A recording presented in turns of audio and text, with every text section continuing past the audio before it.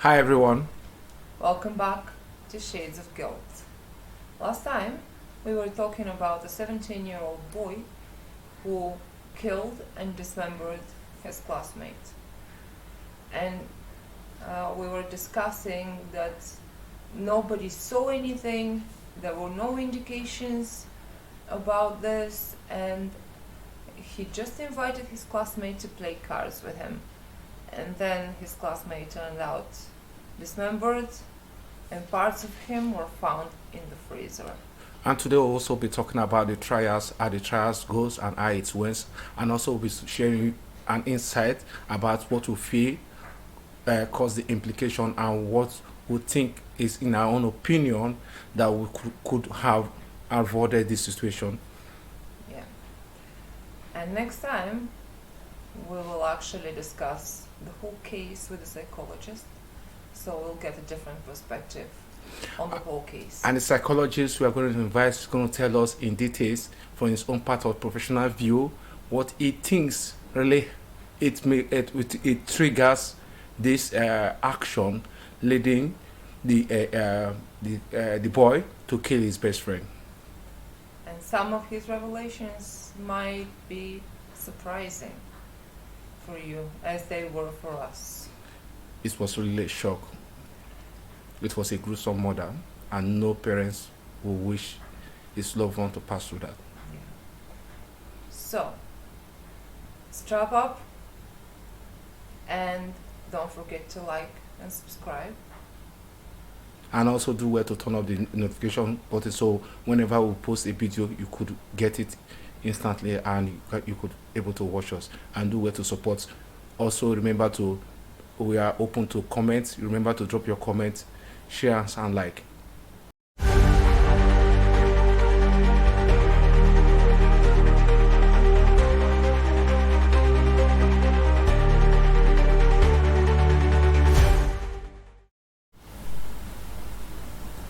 So last time we discussed that people had multiple theories about Kristian having accomplices, but the most important question is why? Why did he do that? How could a 17-year-old boy be so cruel? How did he come up with the idea? What happened? He was just a boy, he was just 17. And there are a couple of versions of this one. So according to one of the versions, the boys argued over money. So they were basically gambling during the card game, which is not uncommon, it happens.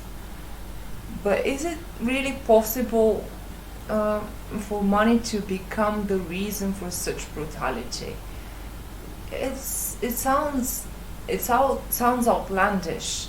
To me, that really doesn't sound like it could be the reason to murder and dismember someone. Maybe hit someone, but not murder and dismember. Another explanation could be hereditary burden. So 2 years before this crime, Kristian's uncle had attempted to kill his father in a similar way, but not with an axe, rather with a nudge. I'm gonna show you a picture of what that looks like, because I'm pretty sure that the younger generation has no idea what I'm talking about, but it's basically an instrument that you use to dig the ground, but it's not a shovel. So Kristian's father actually survived after multiple operations, and his uncle was placed in a psychiatric clinic. So this is another theory that Kristian had, hereditary mental illness. And Kristian's mother actually often called his homeroom teacher to ask her to just keep an eye on the boy, and keep an eye if he shows some abnormal behavior, maybe. So that's one of the theories also, which kind of sounds a little bit more plausible to me. However, this condition could have actually, emerged earlier, and up until this point, I don't think there was any indication of Kristian suffering with any mental illness. So I'm not sure if this is what happened. Another theory, which is also plausible, and in the next episode we're gonna explain why, is that Chris could have sworn at Kristian, and in Bulgaria the most used kind of swear words and curse, it's like "F your mother."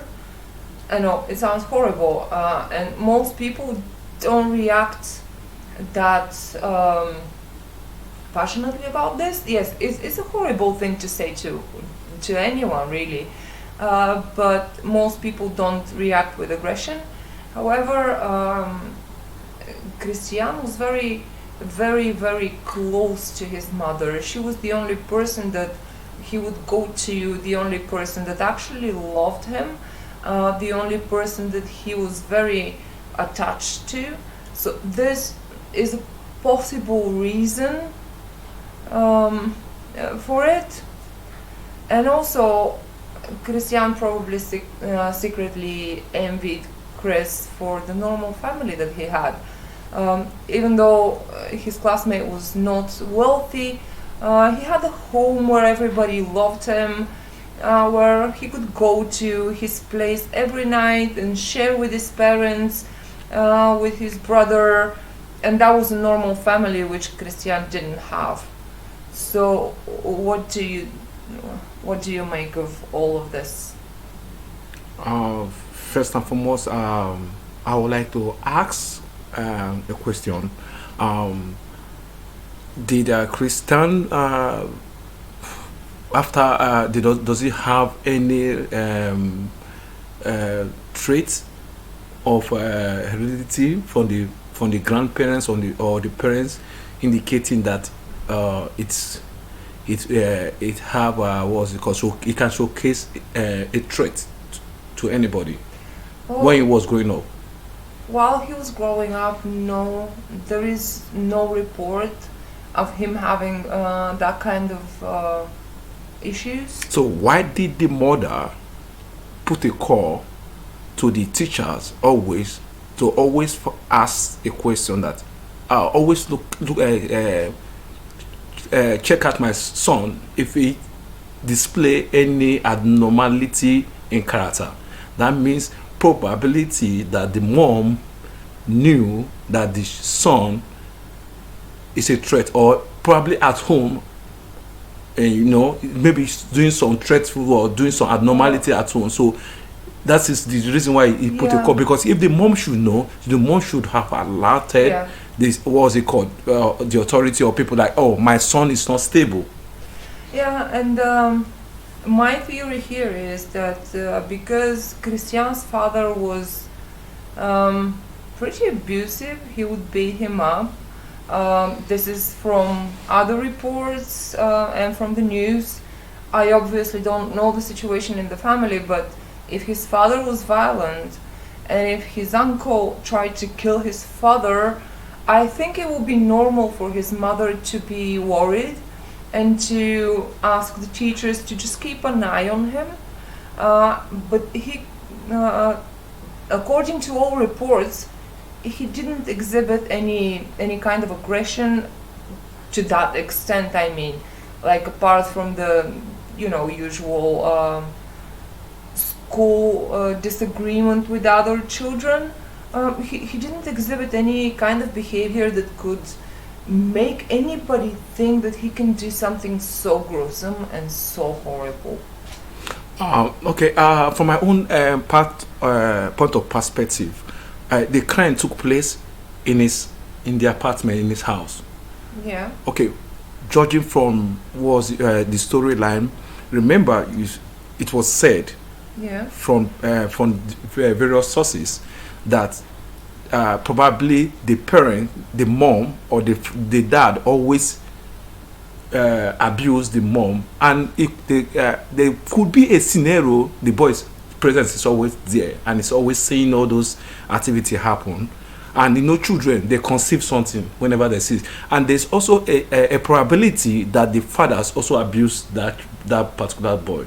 Yeah. So all these things could result into aggressions in which the boys conceive all these things. Children, they don't express, they conceive the anger, the hatred, and all those things within the mind, and little things can trigger them. Yes. So there's every probability, I don't know, there's every probability when he invited his friend to his house, when they were playing, maybe probably something triggered, and it's within the circumference of the environment or household. Whenever he's been abused, the mother is being abused, it could trigger something.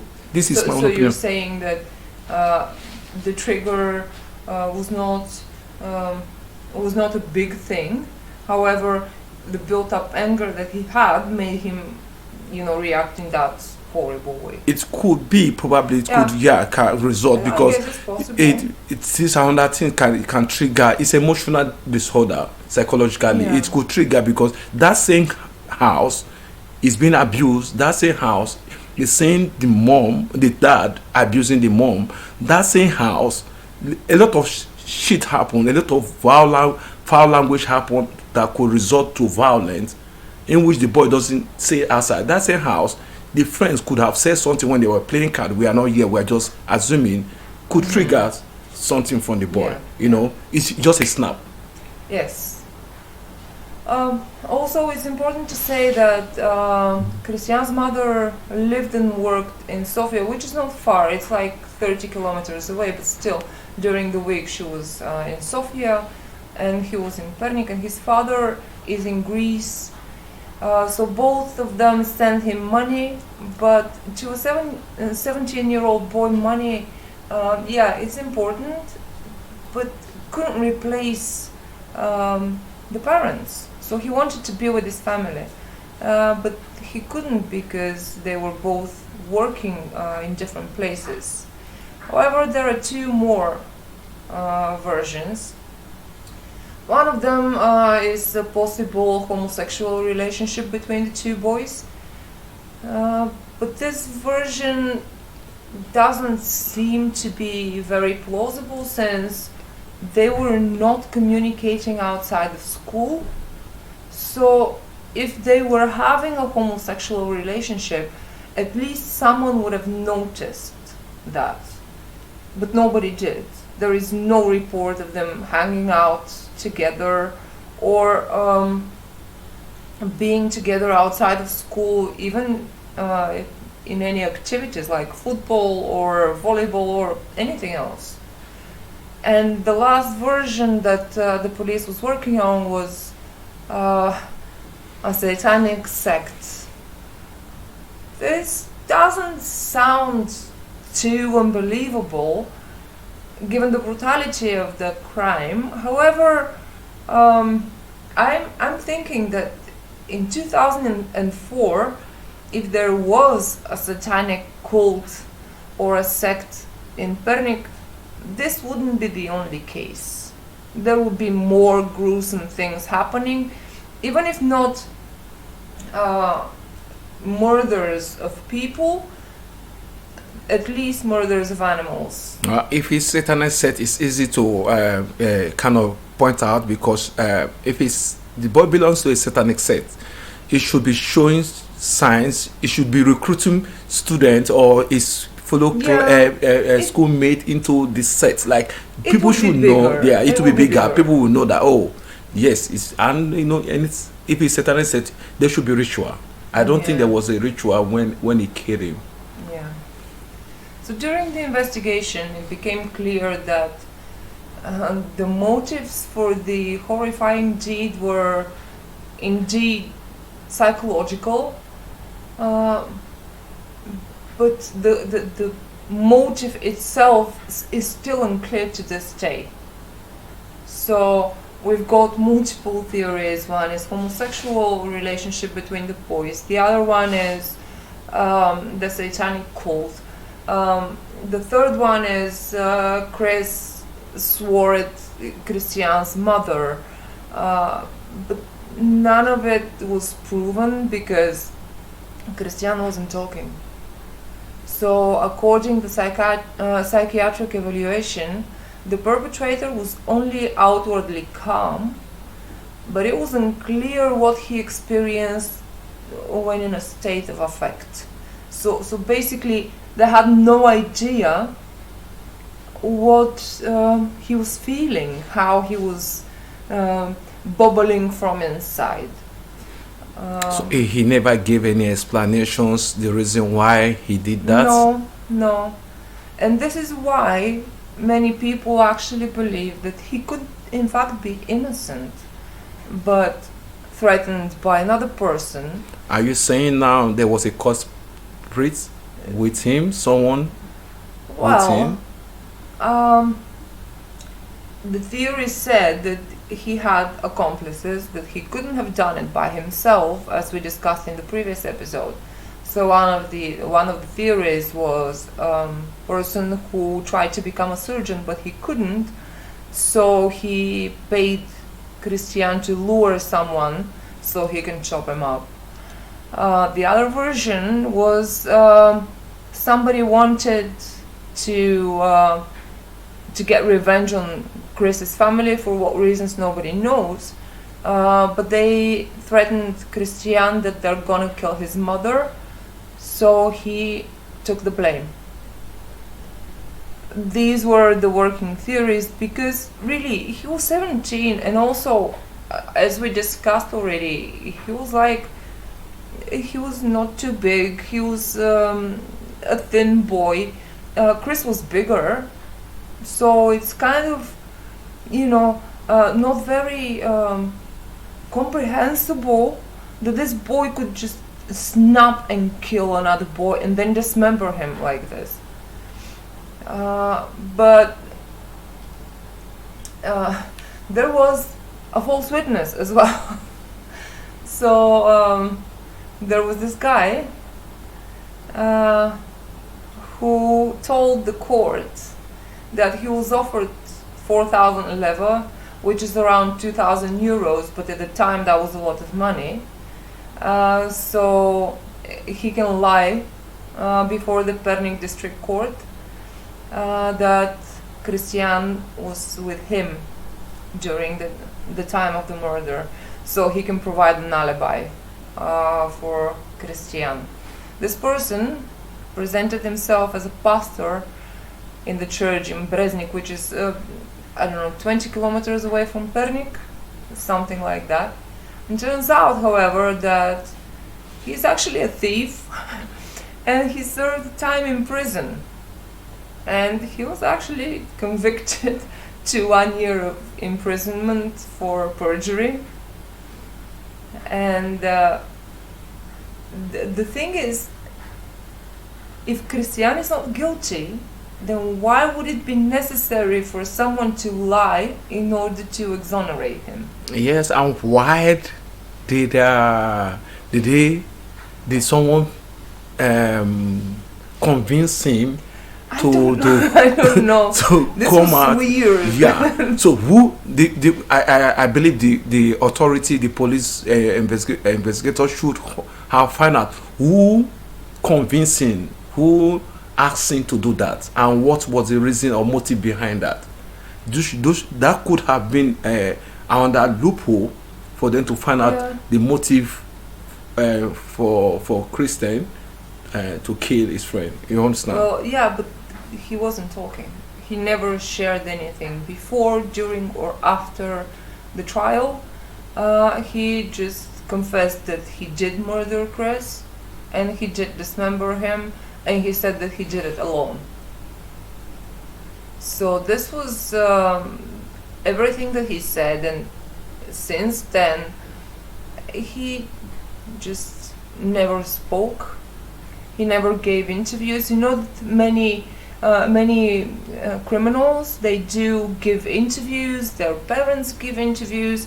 In that case, none of it happened. The only person who was talking to the media was Emilia, Chris's mother, and we'll discuss in a minute why. But she was the only person that was present in the media at the time. For Kristian, there were only pictures of his arrest and his school picture, and that's it. There wasn't as much information as if it were like a case where he would give interviews and he would give an explanation. Nothing like that happened. It was just, we were just in the dark. We knew about the case. It was a huge case. It was enormous because it's so incomprehensible for normal people to, just even wrap your head around it. Like 17-year-old boy murdered and dismembered another 17-year-old boy. That's just so confusing to any normal person. Yeah. But the police said that from the facts gathered so far, the conclusion emerges that Kristian did not have an accomplice either in the murder or in the dismemberment of the body and its concealment. So the boy alone cut up his friend's body and buried the head and limbs in the forest, while hiding the meat and internal organs in his freezer. After that, he took cleaning agents and cleaned the blood from the floor and walls of the apartment. Apparently, he didn't do a very good job because when the investigators went into the apartment, it was a gruesome scene. So Kristian Petrov was sentenced to serve 11 years, with the maximum sentence for murder committed by a minor being 12 years. Why 11 years for someone that just gruesomely killed I'm not sure. his friends? The sentence is, to me, is unfair. Yeah. Yes, 11 years is It raises unfair. the question if for that kind of murder he didn't get the maximum sentence. What should you do to get the maximum sentence? It's so gruesome and it's so horrible and it's incomprehensible, and you didn't even get the maximum sentence. Like what? For me, I feel the law, the constitution, in regard for this crime, should be reviewed, because if it could encourage teenagers or friends or children to commit crime out of hatred or this, and they will ever say, okay, it's just 11 years, I'm just 12 years old or 15 years, it's just 11 years, or within 12 years I will be out. That means I'll be out within 20 something years and I'll start living my life again. But it looks somehow like that, It's horrible. It's horrible because the law is not going to put them away, because those kind of people are not supposed to be within the society. We know what they did is wrong, but 11 years to me it's not enough. It's not enough. No, definitely. for just a gruesome murder, it's not enough. And this is why Emilia, Chris's mother, was very, very vocal in front of the media, because she didn't agree with the sentence. Her words were, "I do not wish to comment on the sentence. Sooner or later, the killer will leave the prison and continue his life, and my child is rotting in the ground. The law must be changed." We, together with other similarly bereaved mothers from across the country, collected over 13,000 signatures in support of the demand to amend the penal code. However, Article 63 remained, and children continued to die at the hands of their peers. I actually personally signed that petition in 2004. We did think that something will be done. And I'm not saying that the maximum sentence should be changed for juveniles. What I'm saying is, when the crime is that gruesome and it's that torturous, there should be a way for at least 16 and 17-year-olds to be tried as adults. I do understand that the brain of a 16-year-old is not like the brain of an 18-year-old. I do not lack understanding that the consequential thinking of of a 16-year-old is not the one of an adult person. However, he knew that it was wrong. 17 is old enough to know that murder is wrong, Yeah. to know that dismemberment is wrong. So it's not about the brain functions, it's about fair punishment for that type of crime. It was horrible. Like from where I came from, he will be charged as an adult. First of all, probably the law may remind him at a juvenile prison. So when he gets to 18 years, they will charge him as an adult for committing murder. Definitely, in my place, he will get up to like close to like 50 years. You know. Yeah. Yeah. Actually, Kristian's lawyer wasn't happy with the verdict either, and he said he's going to appeal because 4 witnesses claim that Kristian was with them at the time of the murder. So, according to the defense, there were also violations during the investigative actions.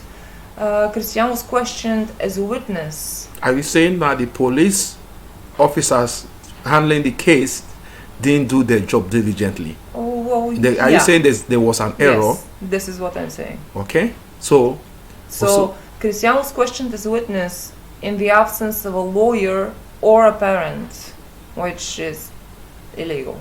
They cannot do that. Kristian wasn't talking. So why can't 4 people came forward on behalf of Kristian? So what is happening here? The record is not straight.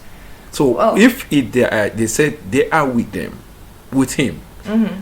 so what was they doing there during that time? So how did the we mother? Already know that. So who killed his friend at his apartment? No, I think he killed him. I think we're pretty clear on that he was the killer, and we already established that one of the witnesses was actually lying. So I wouldn't trust those witnesses very much.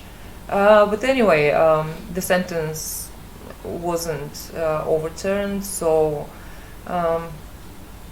Kristian actually did get 11 years after all. But the police didn't do a very good job. The only inspection that was carried out was the one where Kristian took the police to where Chris's body was buried, but nothing else. Like, this was the only experiment. And yeah, he took them there, but he could have been one of many who killed Chris, and he would still know, you know. It wasn't a very good investigation. They were in a hurry, really. So they were kind of sloppy. But anyway, Kristian did get 11 years, and he served part of his sentence in the prison in Bobovdol, which is where normally juvenile criminals go. But then he went to Sofia prison, which, if you're watching documentaries, was once featured in toughest prisons in the world. So yeah, he wasn't having a good time, which I'm really not sorry about. But then he was actually sent to prison for good behavior. He was sent to the prison dormitory in a village of Samuranovo, which is not a strict regime. It's actually a pretty light regime, and in December 2014, again due to good behavior, he was released on parole. So he actually served 10 years. It was released on parole? Yeah. And during the last months in his stay in Samuranovo, Kristian worked as a guard at one of the access control checkpoints. There is no justice, according to Emilia, Chris's mother, and I can see why she thinks like that. But since the perpetrator was a minor at the time, there was nothing they could do. He was also convicted to pay 100,000 level, which is about 50,000 euros of compensation, but he never paid anything. Neither did his parents. The grieving family of Chris still live in the same place where they used to live. So what happened? That means that after the prison terms being served, the Chris grant was there an interview granted? No. Kristian is said to have moved initially to the same apartment where the murder happened, but then he went to Greece to his grandmother. So that's very possible, but he cannot actually be traced. It's not that easy. There is no information in the media about him, and he's keeping silence. He's not talking. His silence means a lot to me. That's what I feel. His silence means a lot. In that there was someone blackmailing him, or there's something he's not saying. Yeah. Well, what is there to say? For me, I feel that maybe there's an accomplice or someone threatening. Yeah, that's possible because it doesn't show if someone did something bad. At least he will share it to one or two people while he was serving. Yeah. There's a moment or whereby you grieve, whereby you want to express what you've did in order to move that burden away from your mind. To make your mind feel at peace. You should have said, "Oh, I did this, and this was the reason why I did it. I regretted it. Today that is what punishment." But for all these years, probably more than 10 years, was serving in the prison, and he didn't mention anything about him. It's been 21, almost 22 years since, and he still hasn't spoken. Wow. He's still not speaking.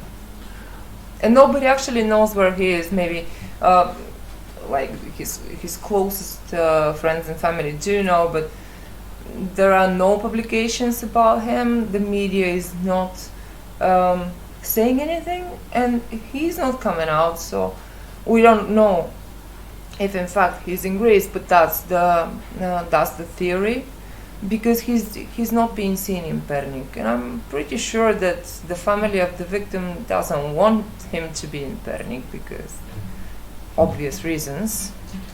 Because what I feel, because he couldn't stay in Pernik because one probably the society won't accept him, so he definitely wants to move on with his life, Yeah. So, what do you think now? Let's check it from this angle now. First, what is the moral lesson here now? So, what do you think could have happened differently?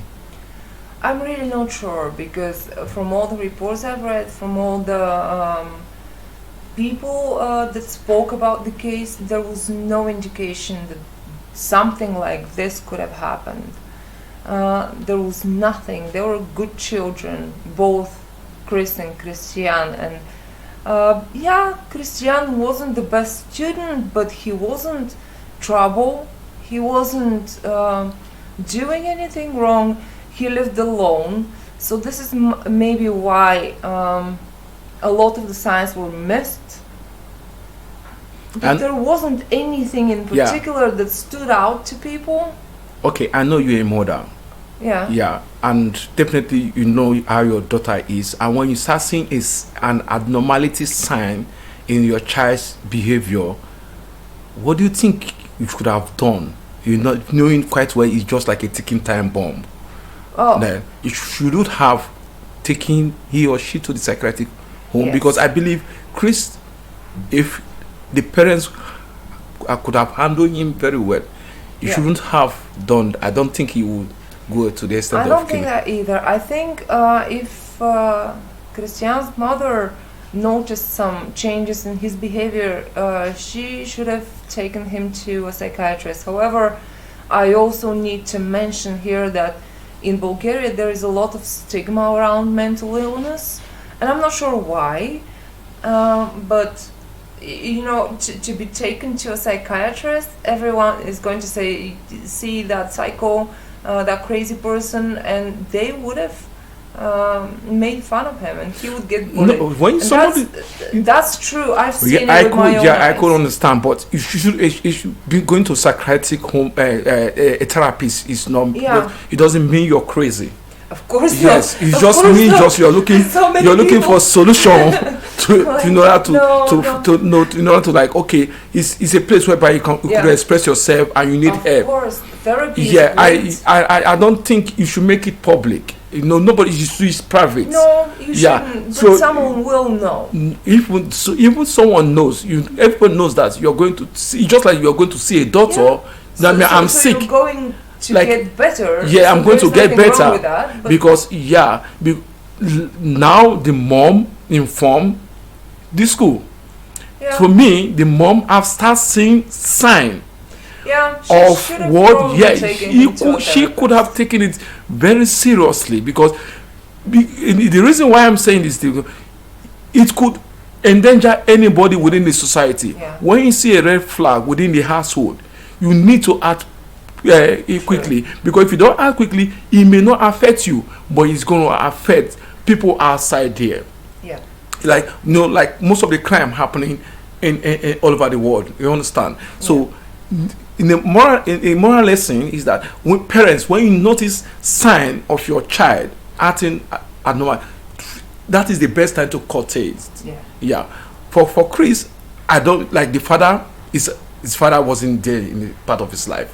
yeah. He wasn't, and he was also pretty abusive from the reports I've read.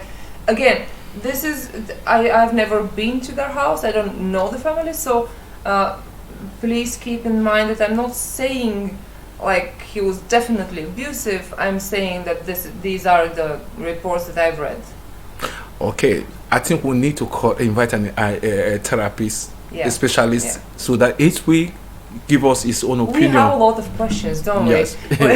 Because we're not therapists. Yeah. And I think in our next episode, you're gonna see a lot of different points of view, and the therapist will actually clarify a lot of the things that we couldn't.